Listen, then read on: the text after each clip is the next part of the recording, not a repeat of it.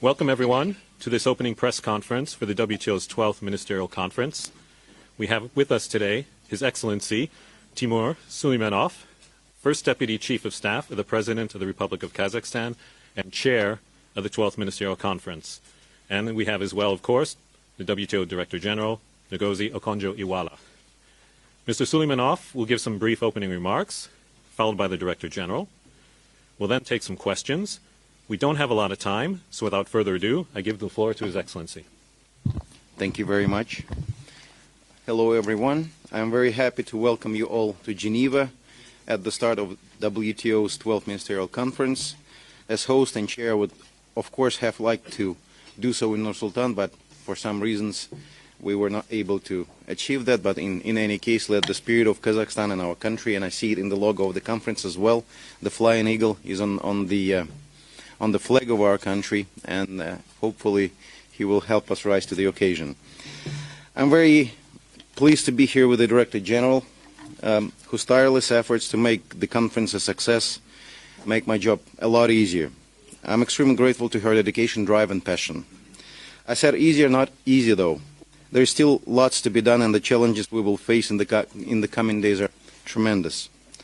Let us not forget that the world has faced multiple setbacks in recent years, and we are still far from being out of the woods.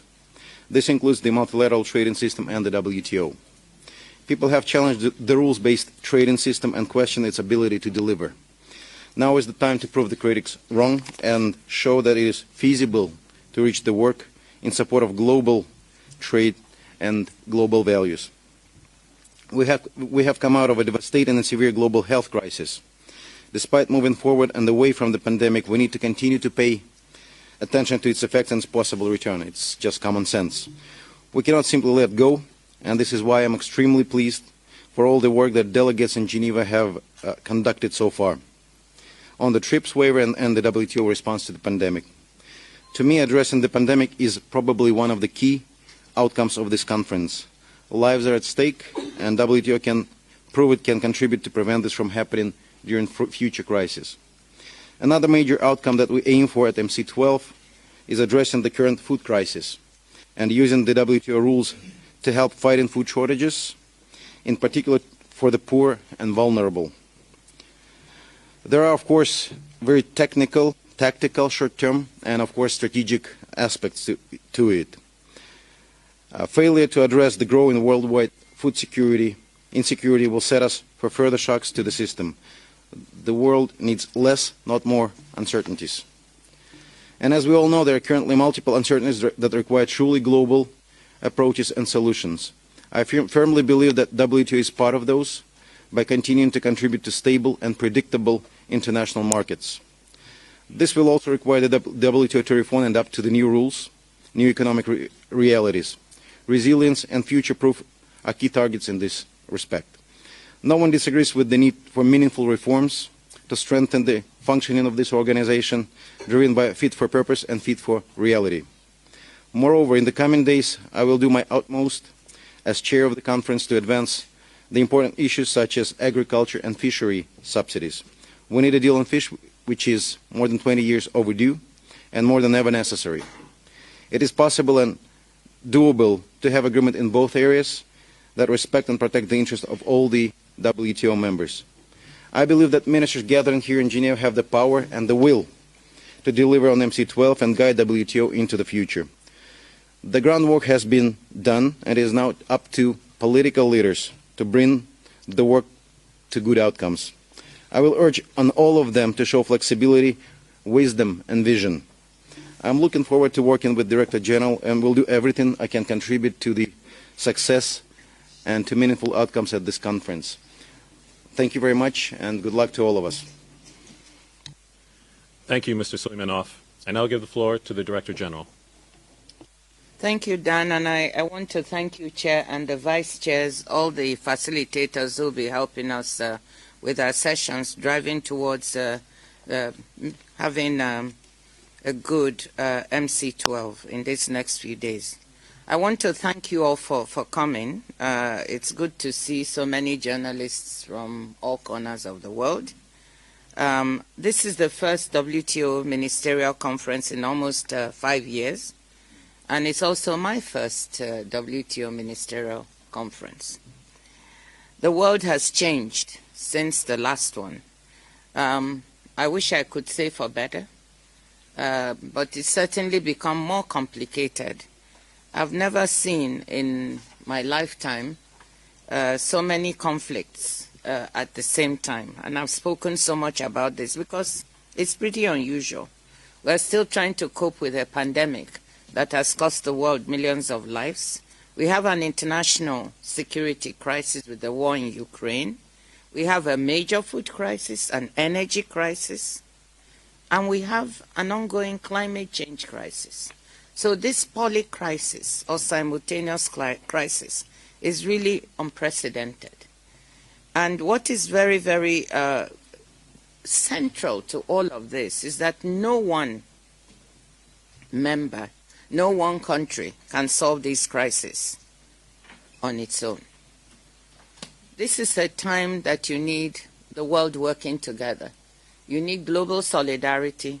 You need strengthened multilateralism. You need organizations, multilateral organizations like the WTO to deliver. Well, we've twice postponed this conference, and I've heard some people say jokingly, will it ever take place? So I'm delighted to say it's actually happening, and we're all there. Whilst it's been unfortunate that it was postponed, it's also been, it's also now an opportunity to try and get together, to talk about the challenges that confront us on the trade front, to see how trade can be part of the solution to these problems. So I hope that this week, as the Chair said, ministers will have the political will. We've tried at the Secretariat to support members, even almost to the last minute, to deliver the texts that you see. It wasn't always evident that we could get to the point where we would have the text that you see. And we have them. We now need the political will for ministers to go the last mile and try to see how far they get on these texts. And I'll say a little bit more about this later. I've said since I took office 15 months ago, wow, just a little more than a year, that achieving one or two deliverables at this meeting, this MC12, would be a success. And I haven't changed. If you go back to all the statements I've made, I've said one or two deliverables out of the multiple that we have will be a success. Why? Because, of course, if you think of the last conference at Buenos Aires, ministers walked away with no deliverable and no agreement. So I think that we will try to see what we can get out of this, and I have been consistent on that. We may have a lot of dossiers, a lot of potential. I don't know if we can land all of them, but if we land one or two, I think that's success. But let me be clear, even landing that one or two will not be an easy road. The road will be bumpy and rocky. There may be a few landmines on the way. We'll have to navigate those landmines. and see how we can successfully land one or two deliverables.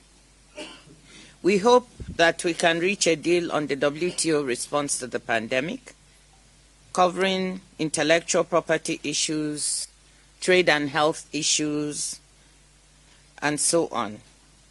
After the good news there is that after a prolonged impasse, which I'm sure all of you are aware of, delegations talking past each other, we now have a draft compromise text on both the TRIPS waiver but also on the trade and health aspects. And it has not been easy to get there, but we have them. And negotiations have been going on in a very dedicated way, almost round the clock, before we were able to release those texts with the few brackets that are there. So I just don't want us to forget where we came from.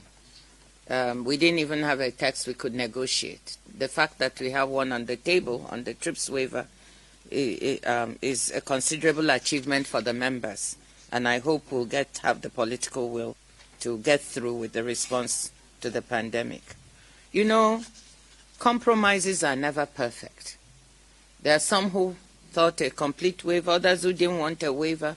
We have a compromise package, which I believe will give developing countries the inroad to access to IP without disincentivizing research and innovation. And such compromise packages are always a delicate balance, but this is a negotiating forum, and I think we've got an agreement in that regard. If we land it, that will be very helpful. We also have texts for ministerial consideration on the food crisis. You know, one of the things we're saying is that we should have a look at how to respond to these emergencies. So part of it is the health emergency, the other is the food crisis that we're facing. So we do have a couple of texts on this. We have one on a decision on the WFP, the World Food Programme, trying to support it so that it can secure food supplies without obstacles in its way, that it can send to the vulnerable. We also have a declaration that on food security, which we will encapsulate some of the things that members would be willing to do in order to help make a more secure environment to avoid food crisis for the world, which is especially poor people. We have a text on agriculture, which is designed to secure a place for us to be able to continue work on this very important sector post-MC12. I think this is really important because for a decade there's been no way forward as such on agriculture, although a lot of hard work had been done to try and put together a text, but no agreed text for over a decade. So I hope what we've put there will help us move forward now and post-MC12 to try and get some wins on the agricultural side, where we've seen nothing since 2015 on export subsidies at the meeting in Nairobi. On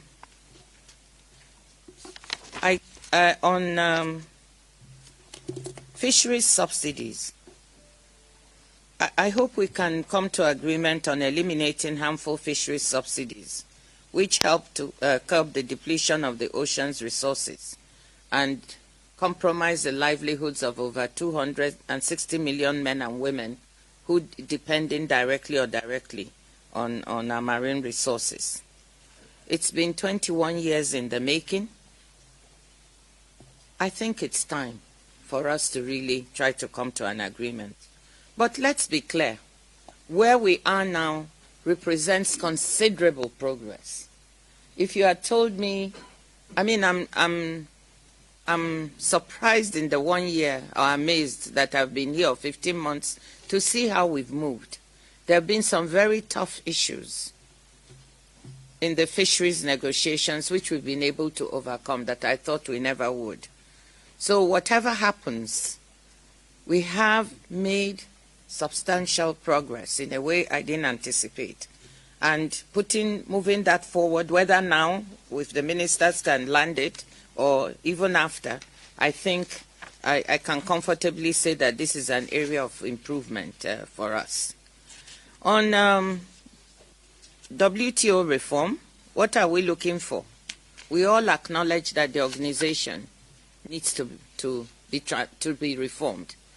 We need to modernize it. I was clear on that when I first took this job, and I'm still clear on it.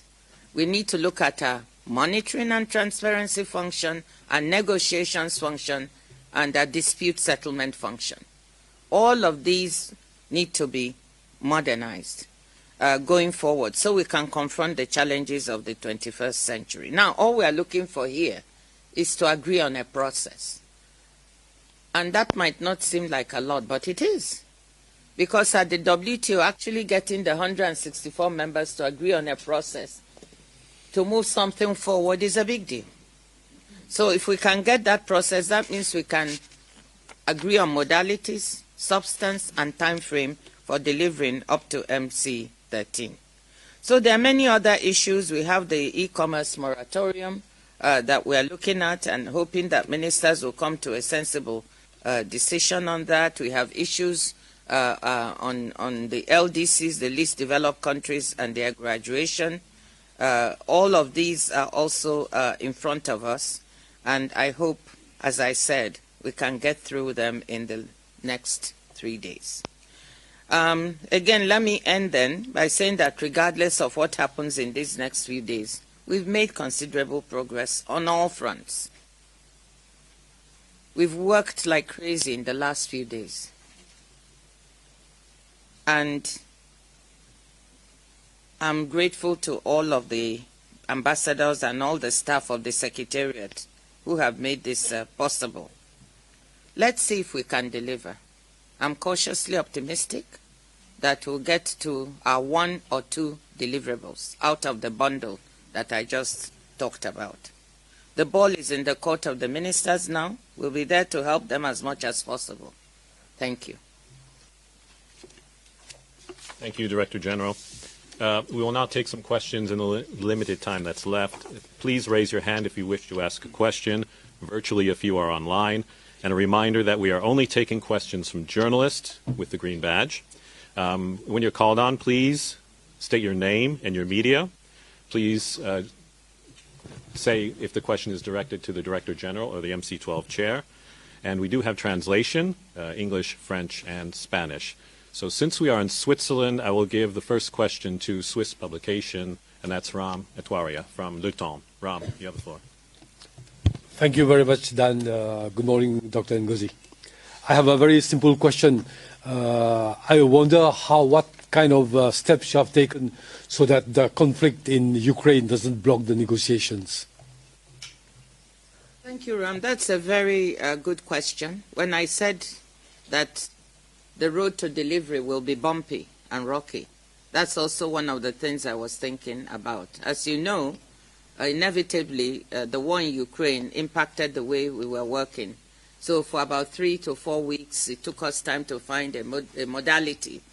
This is a negotiating forum, so we had to find ways to negotiate, bearing in mind the sensitivities of all countries. We found it. We were able to negotiate in small groups, bilaterally, bring all those results together, and we hope to be able to do that here. And we've tried to find modalities where ministers can all express their views about the current conjuncture we're in. And I hope that will be a possible way to be able to deal with whatever sentiments ministers have on the Ukraine crisis. But can we 100% predict everything that will happen? No. We might have some issues that happen, But I think all in all, we've tried to prepare to be able to navigate as much as we can. The next question, I'll take the gentleman in the white shirt with the red cord around. This is SM Rashidul Islam. I work for National News Agency in Bangladesh.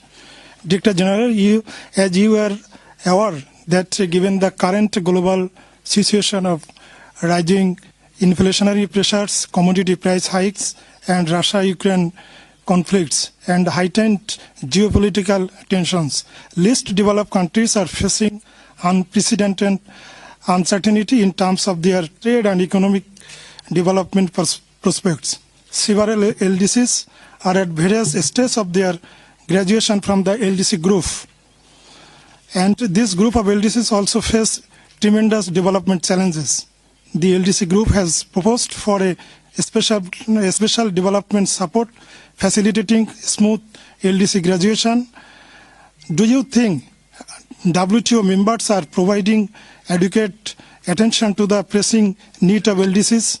Will there be anything from this round of ministerial conference that could be seen as a response to LDC demand? Well, thank you very much. I mean, the question of LDCs is really a very important one. And you just said, in all these crises, least developed countries are being hit the hardest, along with other low-income countries. I've been spending quite a bit of time with the LDCs in the last few days. And I think they've made good faith efforts to try to work through the issue of their graduation and the transition period and what benefits would come to those in this to those LDCs in such a transition. And I think they've been working quite sensibly on these issues. I do believe, of course, they have to negotiate with other members, and they've been doing so assiduously. I strongly commend the efforts they've been making. You know, let's see if we can get to a sensible outcome. We would love to have an outcome on LDCs for the LDCs. It depends on the response from some of the other members, which we're waiting to see. So are we sure 100% we can get it? I'm not sure, but they're doing very good work to try and persuade other members, and I know they're looking at it. Thank you. Next question, Bryce Bashuk from Bloomberg. Hi, Bryce Bashuk with Bloomberg News. Thank you for hosting this, and congrats on actually holding this meeting. It's a big accomplishment in and of itself. Hi. Right now, there's a war between two WTO members. There's soaring inflation, simmering trade war between the U.S. and China, and fundamental questions about globalization itself. Yet when I look at the agenda, none of these topics are being discussed this week. Are these items that are out of the realm of the WTO? Is there anything that trade ministers this week can do about that? Thank you. Well, you said it. I said it at the beginning. There's a war, which is an international security crisis, actually, because it's impacting beyond Ukraine and Russia. We have a food crisis. We have geopolitical tensions between members and so on. They are all on offer.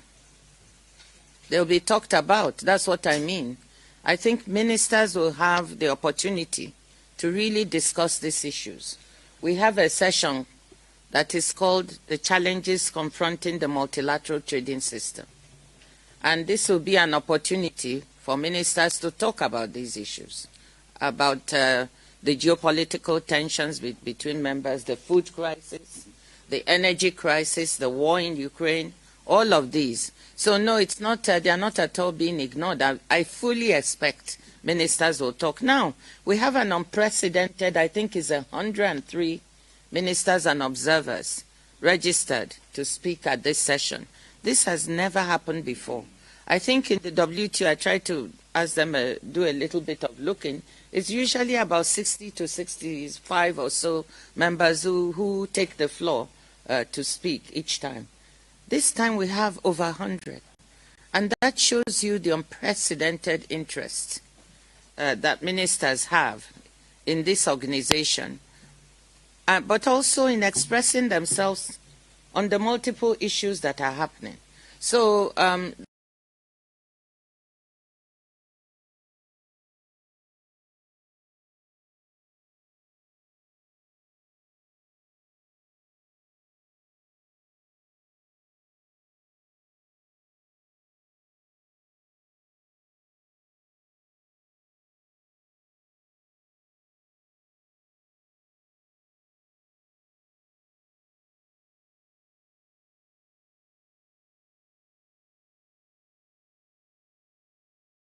training or funding for training? I know Japan and the EU have been quite generous now providing funding for training. Can you comment on that, please? Yes, thank you. I really don't think it's the issue of funding or training. I think that there are lots of members willing to support the developmental aspects of LDC's capacity needs. I think the issue is really the crucial one of agreeing with other members what type of access or benefits or market access LDCs will have once they graduate. It's usually common this is not the only place where graduation issues come to the fore. And in many other organizations, you have a period during which those graduating have access to some of the same benefits that they had when they were still LDCs, just to make sure they have a smooth transition and they don't slide back. And so this is what is being debated. What will that graduation transition be? What could be the period? How do they negotiate the kinds of market access and preferences they want from other countries? That's really the issue. Thank you. Okay. From the lady in the front here, please. Merci beaucoup. Je vais m'exprimer en français. Je m'appelle Célia d'Almeida, je viens du Mali. Et le Mali, qui, comme beaucoup de pays en Afrique de l'Ouest, mais aussi ailleurs sur le continent, fait face à beaucoup de défis de gouvernance.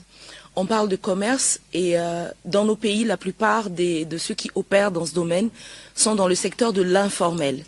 Comment est-ce qu'aujourd'hui, ces opérateurs et l'État, mais aussi les organisations au niveau international peuvent travailler pour que le commerce soit un réel moteur de développement pour nos pays, parce que pour l'instant, ça reste encore entre les mains de gros opérateurs qui restent dans l'informel, mais qui ne participent pas réellement au développement des pays. Merci beaucoup.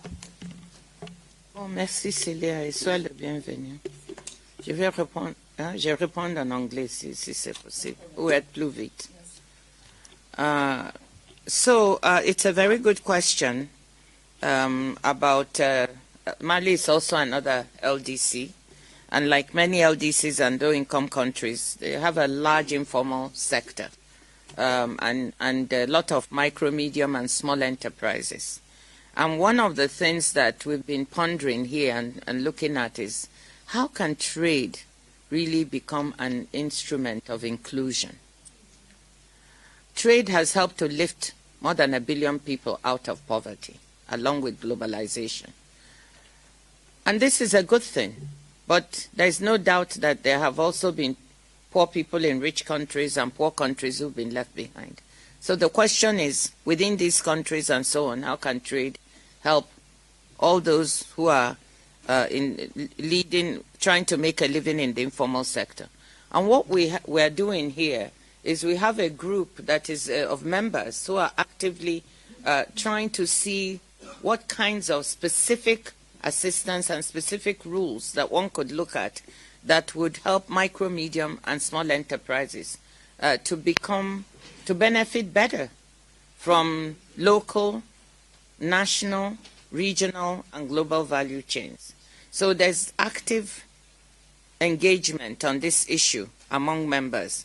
We have specific programs that help people in the informal sector who are producing to upgrade the quality of their products so that they can access not only national but regional and international markets. And a lot of this is done through the Standard and Trade Development Facility, the EIF facility, and also the work of our sister organization, which is an offshoot of the WTO, the International Trade Center. So specifically, we have the ability to help micro, medium, and small enterprises. I saw in my own country, Nigeria, where ITC work along with WTO and DFID, well, they were able to help shea butter producers to upgrade the quality of their products so they could access the European and US markets from which they had been barred because of sanitary and phytosanitary conditions.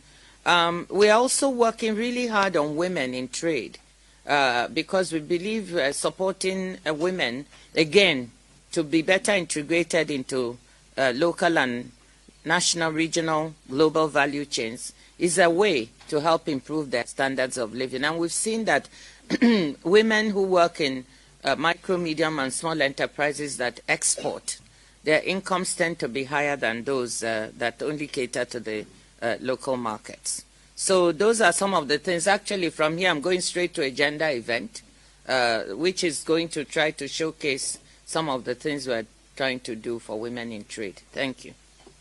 We only have time for a few more questions. I'm trying to get some geographical spread here, so if there's anyone from Latin America who would like to ask a question, I'll be happy to take. But in the meantime, Ravi, I believe you had your hand up.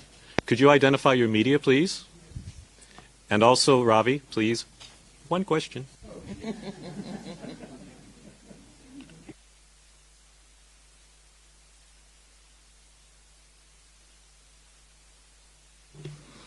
Thank you, Dan. Thank you, Madam Director General. My name is Ravi Kant. I write for Washington Trade Daily. And Washington Trade Daily? Yes. Oh, I'm so happy you're here. You actually want to get the facts. Yeah, Great. Sure. May I see your face as well? Yeah. Should I take off this thing? I'm delighted. Yeah, you know, very that nice of you. You're here to get facts. Yeah. Great. So, Madam Director General, I've gone through the text, actually, all of the texts. And what comes out of those texts is that you have essentially pushed the developing countries to the wall to fight for their issues while you ensured that the big boys, whether it's in fishery subsidies or in agriculture or even in the pandemic response, particularly the TRIPS, do you think it's a fair game you're playing? First of all, that's why I said I'm so delighted you came. Yeah. You see the premise of your question. Yeah. In the first place, is completely wrong. Okay. That's very nice. This is a member-driven organization. Yes. I'm not the one negotiating text. So this is why I say it's good you get facts. Members actually negotiate with each other. So developing country members and developed country members and emerging markets have been sitting across the table negotiating with each other. So whatever the outcome of those negotiations are is what you see in the text. Now, the value judgment that you've put in there, that developing countries have been pushed to the wall, I would question that. I think you shouldn't prejudge. You need to speak to the developing countries who have negotiated this to see how they feel about it. And the last point I want to make about this is I'd like to remind everyone that the WTO is a negotiating forum. That's why you have so many lawyers. I'm an economist, very simple-minded. But what I'm finding is that it's becoming a diktat forum. One set of people come and say, I want this. The other set says, I want that. There's no negotiation. If the ones who say, I want this, don't get it, then you're against them. If the other ones don't get it, you say you're against them. This has to stop. I've negotiated things myself, a $30 billion real money debt with the Paris Club for my country. And we managed to negotiate it away. So you have to talk to each other. And that means there has to be compromise. No one side is going to get 100% of what they want. So I think the developing countries have very fierce advocates who are very smart. And the mere idea that they were pushed to the wall, I think you should allow them to speak for themselves. Thank you. Thanks. We really have only time for one more question. I did say I would have a question from Latin America. Assis Moreira in the back there. You have the floor. Assis Moreira, Valor Econômico, São Paulo. DG, what decision could be taken here to help to alleviate the food crisis? For example, do you think that we could maybe deeper discussion and take any decision concerning corridors for exports from Ukraine, for example? Yeah, thank you. You know, of course, we've been, I'm part of, or WTO, I should say, is part of a task force, and I'm representing WTO of the UN Secretary General, looking at the crisis in food and energy, and trying to see, including the war in Ukraine, and trying to see what can be done. And of course, we know that we have 20 to 25 million tons of grain in Ukraine now that has not been evacuated. And we have another 25 million tons potentially to be harvested next month. And so getting this out would be very helpful to alleviating the crisis we feel now. The most important thing is if the war could stop, it would be very helpful. Absent that, there have to be political discussions on how to be able to find a corridor to evacuate this grain. That is going on, even though we are part of that working group. The UN Secretary General, I believe, has this in hand and has been talking to both sides. And we hope that something will come out of it. I believe the EU and other political entities are also involved in trying to see if we could get a solution. I'm afraid we have no more time, so I'd just like to conclude by thanking Mr. Suleimanov for answering all those questions. I just want to add one thing. Sorry. Here at the WTO, there are a couple of things we can do, and we're trying to do. I think one of the things you must not underestimate is how things like export restrictions and prohibitions can exacerbate the situation. You saw that in the 2008-2009 food crisis, just those kinds of actions did lead to price spikes. So here, our members are saying in the Food Security Declaration, they are trying to speak about how they would try to restrain themselves from taking these kinds of actions. And this is a very important contribution that they can make into keeping the prices of food products from rising even higher. So I think that's a very important contribution.